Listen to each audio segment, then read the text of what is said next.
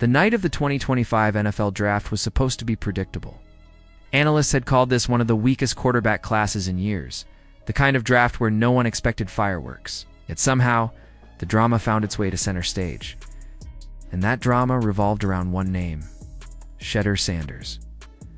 From his high school days to his rise at Jackson State, from his explosive debut at Colorado to becoming one of college football's most marketable stars, Sanders seemed destined to hear his name called early on draft night. He had the numbers, the pedigree, the highlight reel. For months, ESPN's Kiper Jr. had placed him among the top picks, even comparing his composure to some of the league's best young quarterbacks. But as the first round ticked by, then the second, then the third, Sanders' name remained absent. One by one, quarterbacks with far less production but perhaps more raw traits were snatched up. When the dust settled, Shedeur Sanders was not a first-rounder. He wasn't even a second or third-rounder. His fall stretched all the way to the 144th pick, where the Cleveland Browns finally made the call.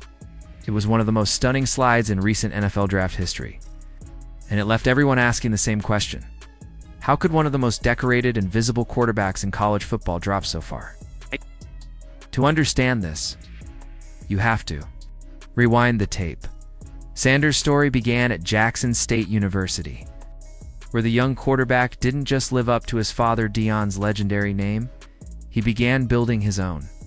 As a freshman, Sanders threw for over 3,200 yards and 30 touchdowns, winning the Jerry Rice Award, an honor never before claimed by a player from a historically black college or university.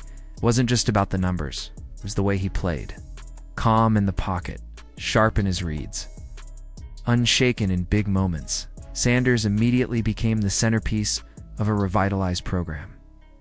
His sophomore season only elevated the legend, completing over 70% of his passes, tossing 40 touchdowns, and leading Jackson State to another dominant campaign. He claimed the SWAC Offensive Player of the Year award. By the end of that year, Sanders wasn't just a star of his conference. He was in the national conversation as one of the next great quarterbacks in America. Then came the move that changed everything. Following his father to Colorado meant stepping into the Power 5 spotlight, a far bigger stage with far more skeptics waiting to see if he could deliver. His answer came instantly.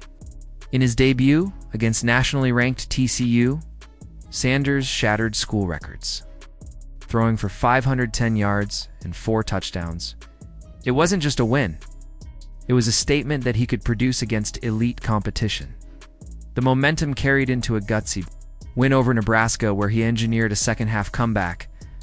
His junior year brought 3,230 yards, 27 touchdowns, and just 3 interceptions, a performance that earned him Pac-12 Newcomer of the Year honors. Analysts called him pro-ready, citing his decision-making and poise. His final season at Colorado seemed to cement his draft stock. Over 4,100 yards, 37 touchdowns, and only 10 interceptions. He led Colorado to its best season since 2016. And while 42 sacks exposed some questions about his pocket awareness, his ability to consistently move the chains and protect the ball kept him high on most draft boards. Off the field, Sanders became more than a quarterback. He was a brand. Endorsement deals with Gatorade, Beats, and Tom Brady's apparel company, a social media presence that rivaled NFL starters. His face was as familiar in commercials as it was on highlight reels. In the new era of nil deals, Sanders was one of the pioneers, showing just how much a college athlete could market themselves for much of the pre-draft process.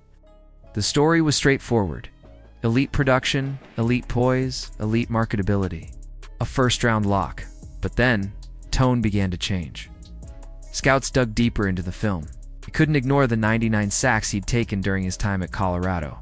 He noted his tendency to hold the ball, waiting for plays to develop instead of making quick decisions. An average time to throw of 2.96 seconds, which would have been among the slowest for NFL starters. They questioned whether his arm strength was elite or merely good. His deep ball accuracy was solid, but could he consistently fire into NFL-level tight windows? The combine became another red flag. Sanders skipped all drills, denying teams a chance to see him compete side by side with other quarterbacks. Reports surfaced that during team interviews, he was selective, showing less enthusiasm for organizations he wasn't interested in joining. In a league that values humility and adaptability, that rubbed some decision-makers the wrong way. Meanwhile, other quarterbacks in the draft saw their stock skyrocket. Cam Ward, Jackson Dart, Tyler Shaw, players with big arms, raw athleticism, or a catching upside. The NFL's appetite for physical tools over polish left Sanders in a strange position. He was a known commodity, but perhaps too known. And then there was the shadow of his father. Deion Sanders had given his son unprecedented exposure and opportunities. But in the eyes of some executives, it raised a question. Could Shedeur thrive without Deion's guiding hand? Would he adapt to an NFL coaching staff, an NFL locker room, without that built-in support system? The doubts piled up, and with each quarterback taken ahead of him, the perception shifted. What had once been seen as an elite polished prospect was now framed as a risky pick with questions about his game, his adaptability, and even his focus. By the time Cleveland called his name in the 5th round, the story had become as much about the slide as the player himself. The Browns, who had already drafted another quarterback earlier, saw it as a low-risk, high-reward move. If Sanders developed into an NFL starter, it would be one of the steals of the decade. Not the cost was minimal. Yet the bigger question loomed. Was this fall really just about football? Or did the NFL's culture, its conservatism, its discomfort with players who arrive as fully formed stars play a part? Because Shedeur Sanders represents a new kind of prospect, not just talented but already famous. Not just ready for the spotlight, but born in it. In an era where athletes are brands before they're pros, the NFL is still figuring out how to handle players like him. Some see that as a marketing goldmine. Others see it as a distraction. Now, Sanders faces the defining chapter of his career. In a quarterback room with Joe Flacco, Kenny Pickett, and Dylan Gabriel, he'll have to prove he can learn, adapt, and thrive. He'll have to speed up his decision-making, handle NFL pressure, and show he's not just Deion's son, he's a quarterback built for the highest level of the game.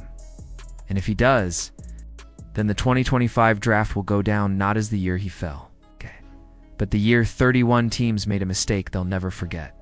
So now the spotlight shifts. Was Shedeur Sanders the ultimate draft steal? Or did the NFL's doubts have merit? Only time will tell.